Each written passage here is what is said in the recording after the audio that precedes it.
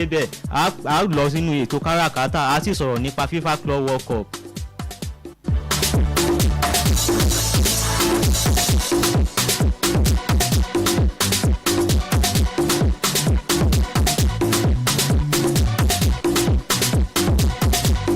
Ẹ̀fílẹ̀ ẹ̀ mọ́ yìí kúrò Wells Radio 89.3 FM níbẹ̀ gangan lẹ́wà. I am the well of salvation.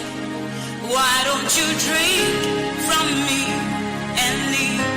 Goodwill message from Wells Radio 89.3 FM. We rejoice with our sister organization, Well of Salvation Global Ministries, on the occasion of her 30th anniversary, aptly themed Grace for the Next Level. We are particularly glad to identify with the landmark celebration because it is coming at a time when God has graciously moved Wells Radio from the level of online broadcasting to the next level of terrestrial broadcasting, in which we are making a bigger impact within the broadcast space of Ibadan and indeed Oyo State as the #1 family radio and the preferred station for wholesome content. We cannot but note with thanksgiving to God that this could not have been our story without the ever greater and more important spiritual support of Well of Salvation Ministries through members' fervent prayers. Since the time that God dropped the vision for the radio and television broadcasting in the heart of his daughter, a founder and CEO, evangelist Mrs. Lillian Badimosi, many years back. It is a thing of great joy that we both share from the divine grace bestowed on her and are co-beneficiaries of God's faithfulness, mercy, and love in her life. As we marvel at what God has done in the life of Well of Salvation Global Ministries in the past level of 30 years, we can only imagine and project into how bigger, mightier, greater, and more glorious the next level would be. We congratulate the visionary, evangelist Lillian Badimosi, the leaders, and the entire members of Well of Salvation Global Ministries on her 30th anniversary and pray that if the Lord tarries is coming, the next level shall witness divine expansion, enlargement, and increase in the name of Jesus Christ. Amen. From all of us at Wells Radio 89.3 FM. I am the well of salvation. Warmest congratulations to the visionary founder of Wells of Salvation Ministry and esteemed president, evangelist Mrs. Lillian Badimosi, as Wells of Salvation Ministry embark on its momentous 30th anniversary celebration. May the Lord continue to bless and strengthen her, granting wisdom, joy, and divine direction as we prepare to commemorate this remarkable milestone. To the entire ministry family, may this occasion be a time of rejoicing, reflection, and renewal. May the Lord meet us in good condition as we anticipate this grand celebration.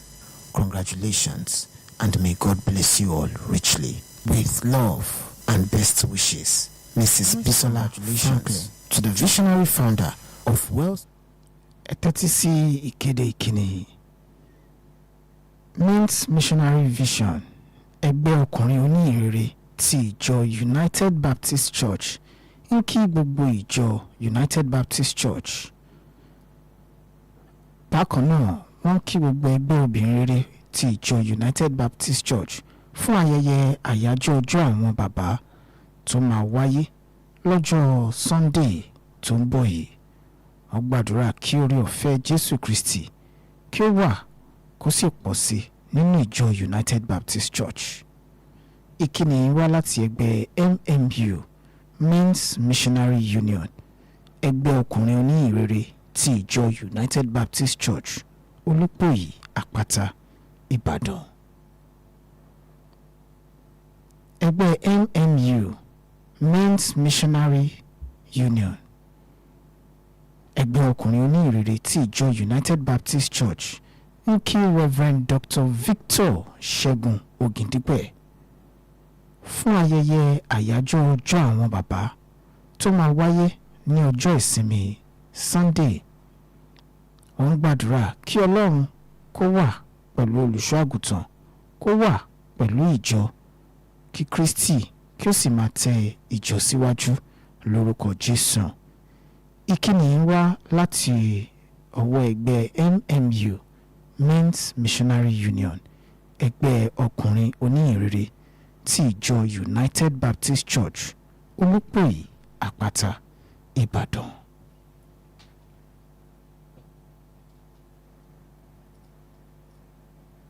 Ẹ filẹ̀ ẹ má yí kúrò, Wells Radio 89.3 FM níbẹ̀ gangan lẹ wà.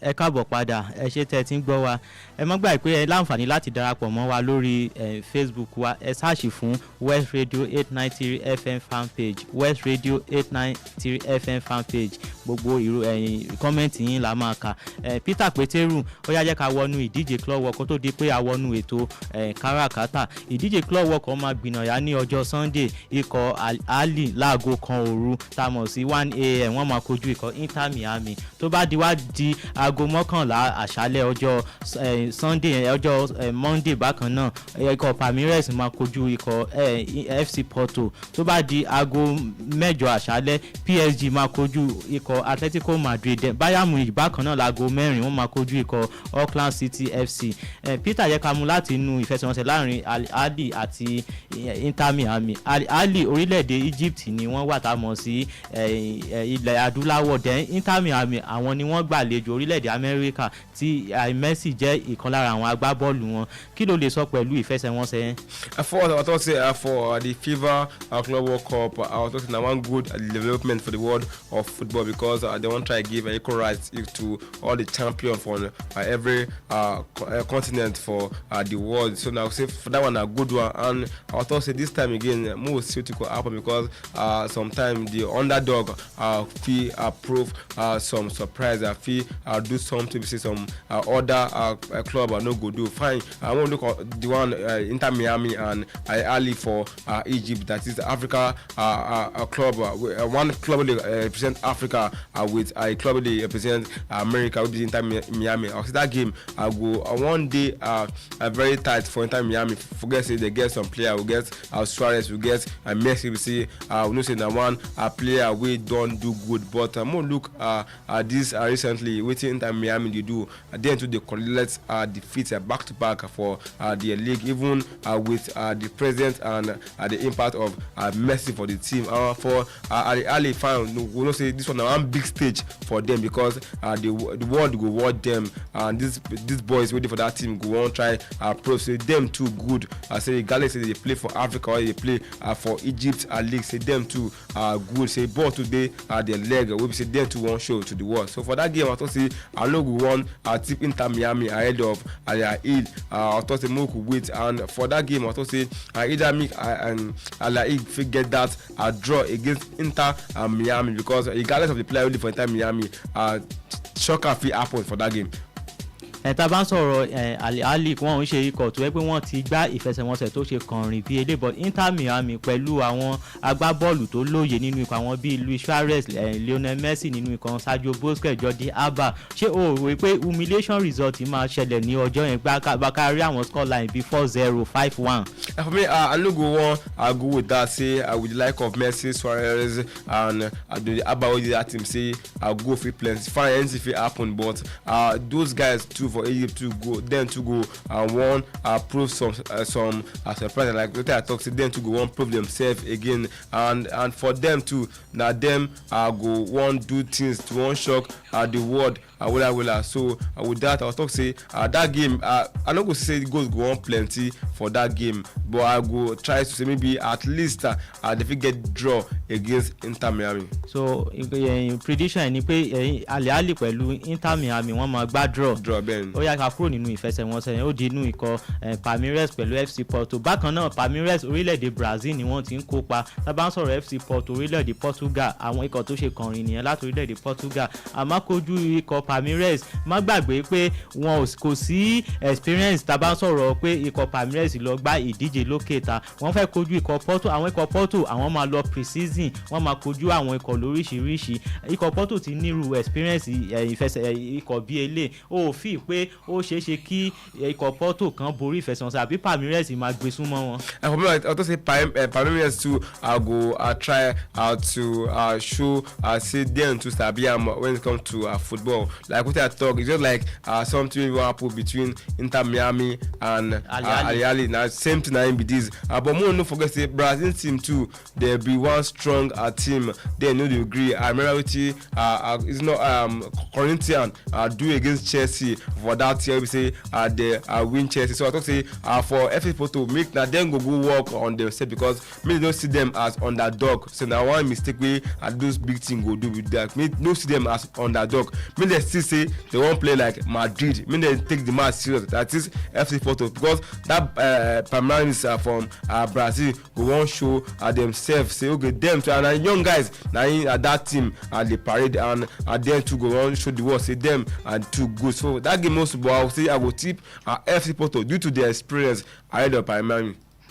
ok ó yá jẹ́ ká lọ sínú ìfẹsẹ̀wọnsẹ̀ tó ní í ṣe pẹ̀lú PSG àti Atletico Madrid. PSG defending champion ni wọ́n UEFA Champions League. Atletico Madrid ikọ̀ tó ṣe kọrin láti orílẹ̀-èdè Spanish La Liga ni wọ́n. So kí ló lè sọ pé ó máa ṣẹlẹ̀ má gbàgbé pé ó sì ń gbóná lára ikọ̀ PSG àwọn ní latest champion lọ́wọ́ tá a wà yìí àmọ́ ikọ̀ Atletico pẹ̀lú akọ́nimọ̀gbá wọn Diego Simeone wọ́n ṣe ikọ̀ tó kéré ó rò pé ó máa le fún ikọ̀ PSG. For me I was also yes go dey tight for PSG fine go dey tight for PSG and I also say na one game a must watch game for football fans PSG against Atletico Madrid. Most see wetin go happen if the free wetin they do against wetin they do against Inter Milan for the Champions League for Atletico Madrid. But I don't see that one fit come because when it comes to experience Simeone will be the head coach of Atletico Madrid get that experience for himself and the club and the player say into the parade for there they get a player say they dey good well. I know say the way they play game they play with physicality. Talking about Atletico Madrid they need to degree at all. They one strong team in their beat. So now a game to watch now be that game. But also go day like the two teams go score. Yes, Atletico Madrid go score and PSG too go on score. But with the experience and with the current form of PSG, I'll give them the PSG. If PSG no win, they go draw. But the both team go score for that game. ó yá ní pápápá eléyìí tó máa gbẹ̀yìn ní bíbẹ̀ yẹn ká tó kúrò bíbẹ̀ Bayern Munich wọ́n máa kojú ikọ̀ Auckland City ló wá láti orílẹ̀-èdè Australia. ṣé ìwọ rí ikọ̀ Auckland City pé wọ́n lè stop ikọ̀ Bayern Munich tí wọ́n bá fẹ́ kojú ara wọn. For me I no go say Auckland City go wan stop Bayern Munich. Walk over ni. For me I see as walk over with the player wey be say Bayern Munich get. So for me for that one I say I give am to Bayern Munich 100%.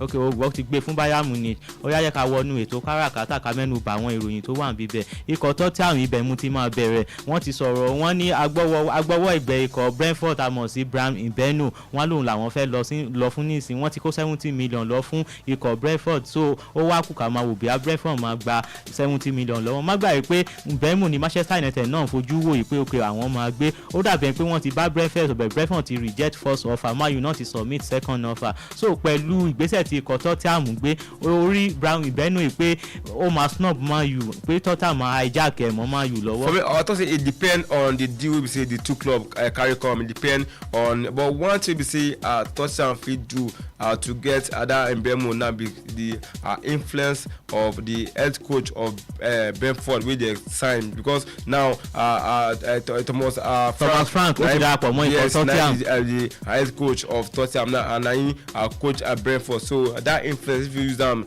carry come and again most say Tottenham they go Champions League, Man U no go Champions League. So I thought say they fit hijack for Mario, and but it depends on the player for choice. Okay, maybe okay, Mario na one big team we say, and many players won't play with. You know if you compare Mario with Tottenham, but I thought say that deal na Mario side the day. If Mario increase the money, and if they increase in weekly allowances in salary, na go depend. So, but I thought say for me I thought say Tottenham go hijack for Mario, and due to the influence of Thomas Frank. Okay, tó bá wọ pé Tottenham máa gbà lọ́wọ́ Manchester United, tá a bá wo Manchester United a máa rí pé tá a bá ń sọ̀rọ̀ agbábọ́ọ̀ tí wọ́n need irú agbábọ́ọ̀ bíi Brown Ibemu ni wọ́n need. So kí nìyẹn máa já sí fún Man U tí Tottenham bá hijack mọ́ Man U lọ́wọ́ kùn ṣe àkọ́kọ́ lélẹ̀ tí irú D bẹ́ẹ̀ yẹn fi máa escape mọ́ Man U lọ́wọ́. Má gbàgbé ìgbà tí Jose Mourinho darapọ̀ mọ́ ikọ̀ Chelsea ní ẹlẹ́ẹ̀kejì, Cesc Fabregas bó ṣe gbà mọ́ Manchester United lọ́wọ́ nìyẹn. So kí ló rò pé Man U lè ṣe láti má lè jẹ́ kí irú D bí eléyìí jábọ́ lọ́wọ́ wọn? For Man U, make the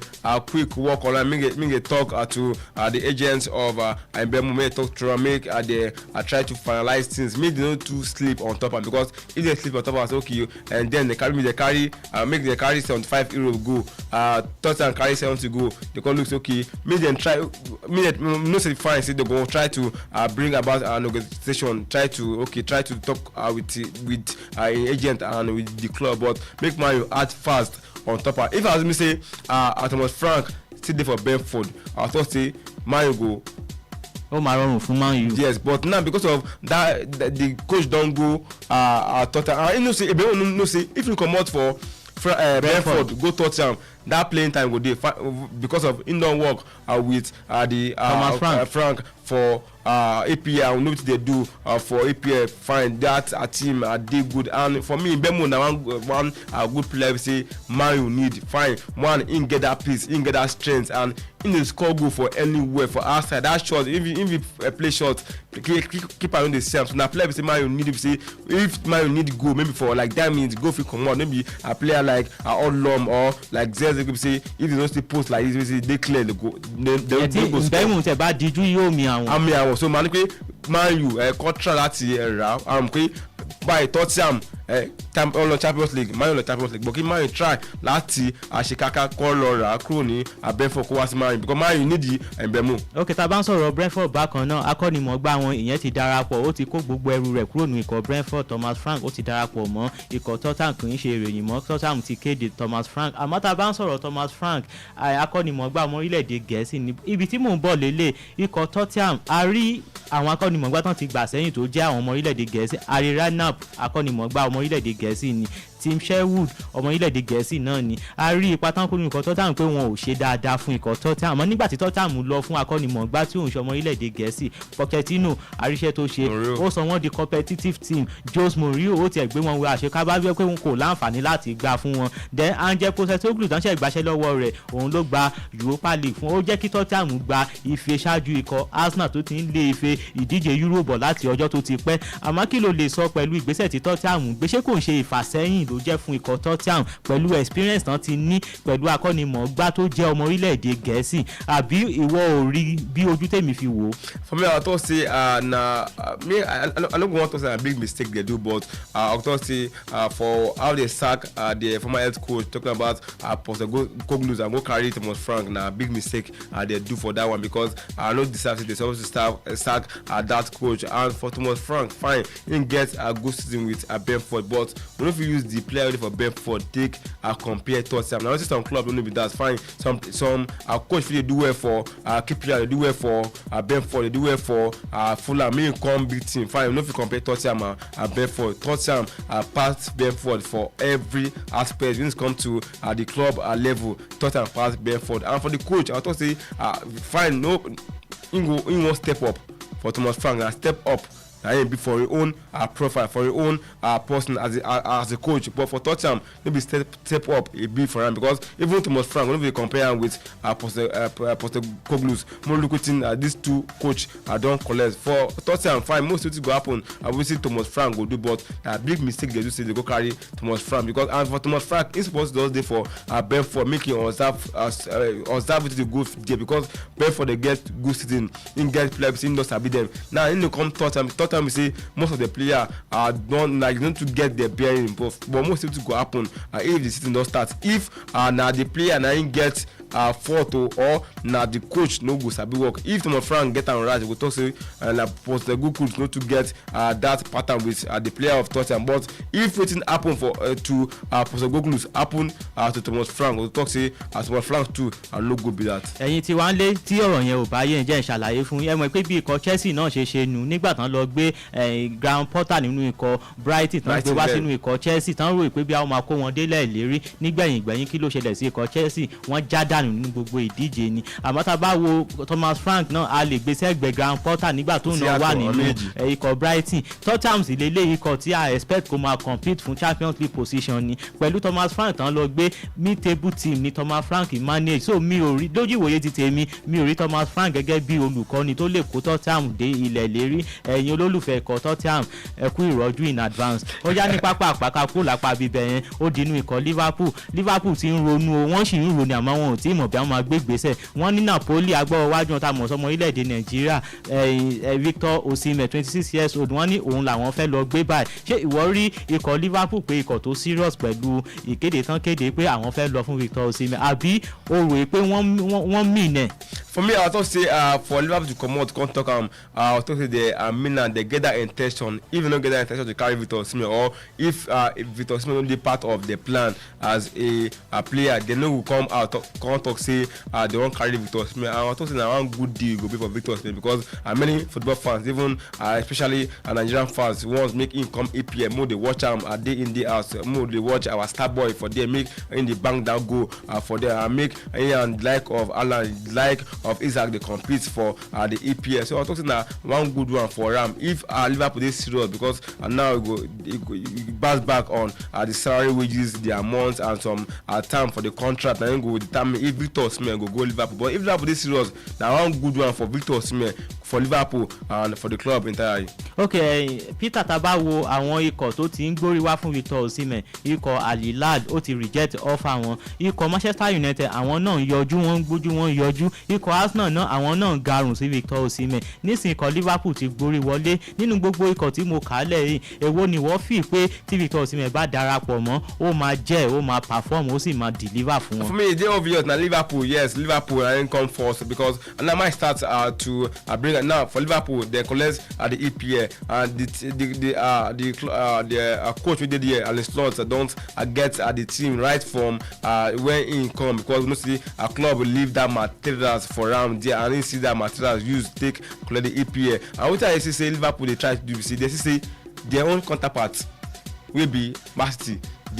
They sign a player to them to one sign player because they won't try to defend the EPL they collect there. Now I'm look Arsenal one club is fine they go Champions League and then too they carry second for the EPL they do good they score goals but for Victor Osimhen to go Arsenal if you go Arsenal as a player you go perform fine. Arsenal gets young player for them we say they go try to work with them we say you go get that goal but we if you compare the squad of Arsenal with that of Liverpool because the player for Liverpool and they experience and their age they experience past Arsenal. For United fine United too and now one big team but a lot of factors and it go make Victor Osimhen no go United first. That team for now not to get that bread and again they know they play any European competition. If I can say United they go maybe Champions League or Europe they go try to bid for Victor Osimhen. They don't say if they bid for Victor Osimhen and like of Chelsea or Liverpool come Victor Osimhen go want change in mind go Liverpool or Chelsea. Why be say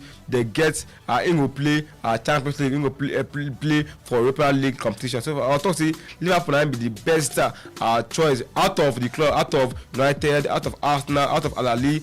Liverpool might be the best choice for now. No, tomorrow now another club will come beat for round. Maybe say suit Victor Osimhen, he go score and he go get assist for Liverpool. Peter jẹ́ ń gbé ẹ lọ báyìí tó bá sọ pé Liverpool ni best club fún Victor Osimhen mi ní fẹ́ fi gbogbo ara gbà ok jẹ́ ń ṣàlàyé fún ọ tá a bá ń sọ̀rọ̀ ikọ̀ Arsenal tá a bá wo ikọ̀ Arsenal a máa rí pé lóòótọ́ wọn ò ní point man but ó rò pé tó bá di next season tí agbábọ́ọ̀ bíi Kai Havertz náà bá lọ gbéra ó máa difficult fún Victor Osimhen láti challenge Kai Havertz ìyẹn lálákọ̀ọ́kọ́. Nínú ikọ̀ Liverpool tá à ń sọ àrí iṣẹ́ tí Mohamed Salah ṣe ní last season ó deliver fún wọn. Tí Salah ò bá paná ní next season tí Liverpool bá láǹfààní láti gbé Victor Osimhen ṣé kò ní sí ní under Salah torí Salah òun ò lè ṣe láì má mi àwọn. But tá bá wá ń sọ̀rọ̀ Manchester United gbogbo alárí nǹkan tó ṣẹlẹ̀ sí wọn. Oiland ẹ̀rù aṣọ́lé ń ba Oiland kò mọ bí tí wọ́n gbé àwọn sí lórí pápá. Tábà ń sọ̀rọ̀ sexy òun ti sọ̀rọ̀ ó lóun kì í ṣe atamátàsé ó ní 9.5 lòun. So Man U wọn ò ní atamátàsé lójú ìwòye ti tèmi. Ṣé ìwọ rí pé àyè máa wà fún Victor Osimhen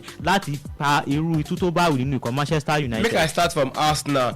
If Calvert, if in Bera reach 1,000, like me come on for 100%, go 1,000. 1,000%. It will be threat for Victor Osimhen. I don't say at all saying go be threat. I ain't going to learn from Victor Osimhen because Victor Osimhen now play say for because I be Nigeria or be Africa or now of my favorite player. In the player we say in the work for ball like Drogba the work for ball. If you no see ball, go back. Now player say they go back. Shake Harvard fight Harvard to they go back. So Victor Osimhen gets like a loss. We say energy, strength. Energy dead here, strength dead here. If he not ball, if he score, go. So I thought say for that one and for Liverpool, Salah if they for Liverpool. Him go do your own.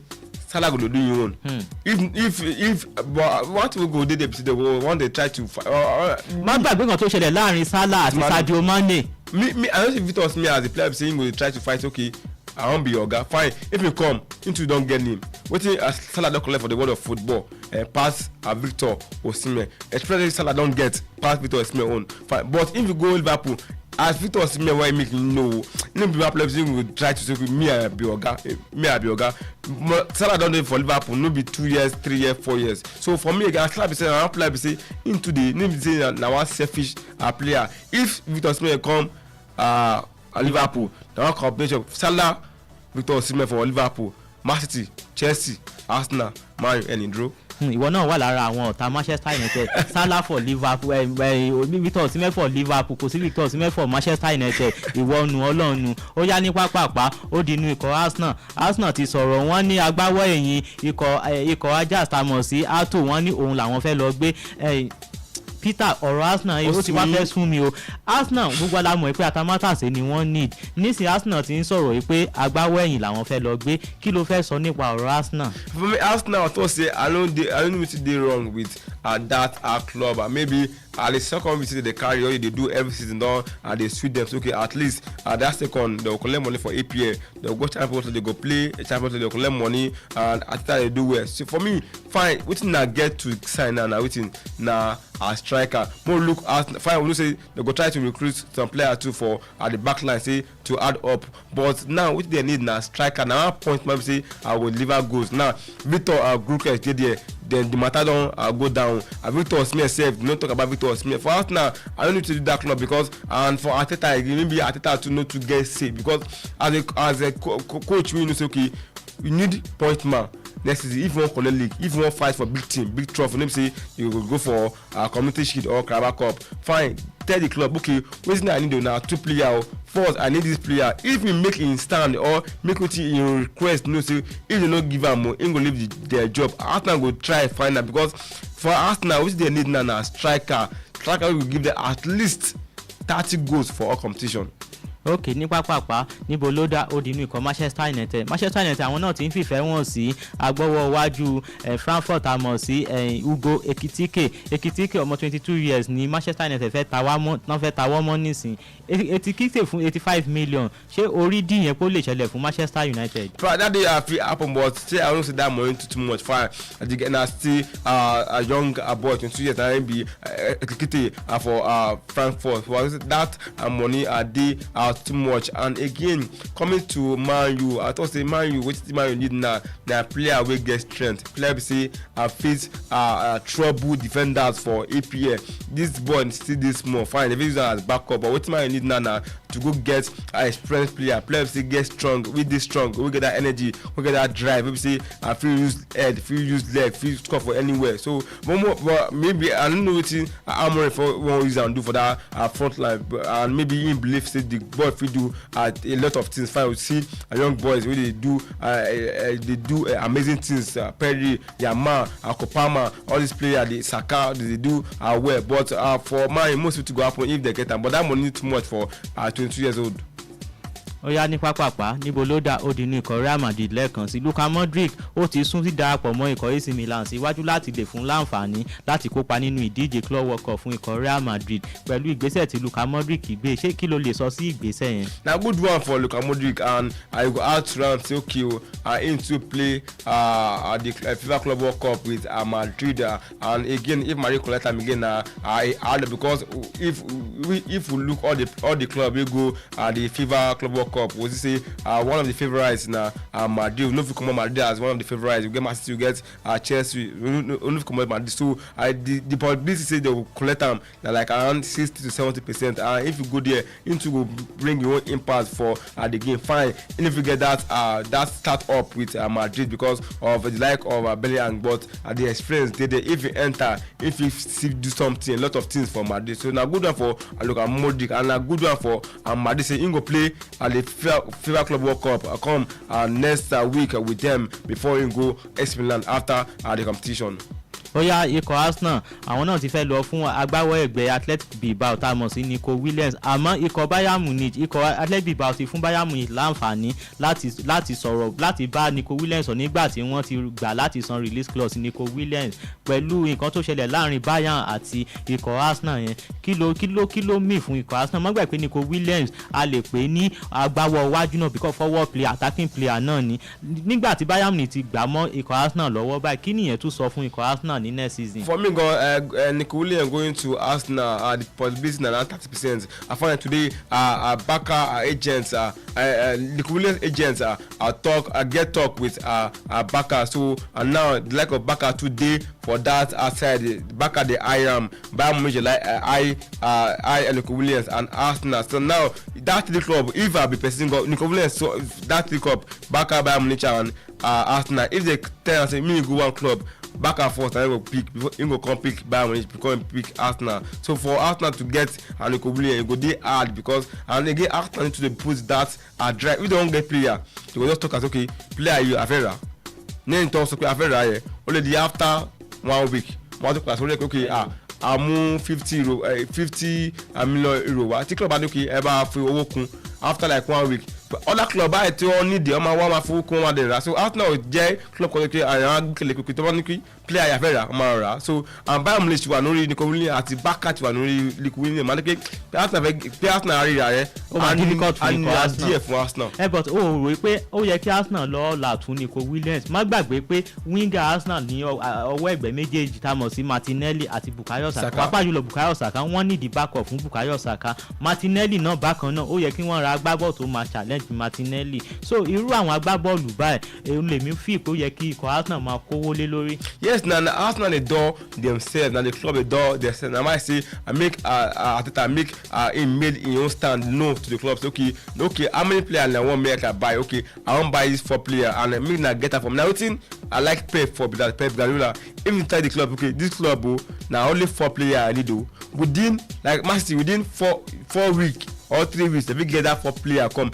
Regardless of the club we say they there early we they compete with them on top of that player, but for Arsenal they feel say okay make they do a small make they don't go rush go put money for the player and fine if player are good and I need them put money in there and the really now young boy we say they do well for Atletico Bilbao, they do well for Spain, you see what him do for Spain. So for me make Arsenal if they don't buy I mean they go all in all for them go get Peter Kafele káàdì ètò ńlẹ̀ ní ṣókí ikọ̀ Liverpool agbáwọ̀ ẹ̀yìn tá a mọ̀ sí Jared Quansha ikọ̀ Bayer Leverkusen àwọn ti fìfẹ́ hàn láti gbé. Ṣé good move ló jẹ́ fún ikọ̀ Liverpool? Mọ̀ ní àfún Liverpool tí wọ́n fẹ́ tà àpé wọ́n fẹ́ tà wọ́n sì ní backup níbẹ̀ but mọ̀ ní good move ni. Ó yá dágbére fáwọn tí. Yes, our country people and sport lovers for us na thank you wey na dey part of the program since 6 p.m. till now. I was on the go house and thank you for being part of the program. My name na Peter Adedoyin. Bye for now. Ẹ̀yin tí wá ṣe tẹ́tí gbọ́ wa lé ní a tún máa wá ní ọ̀la ní ètò weekend total sport. Orúkọ mi ò yí padà, Raymond Tánátáná.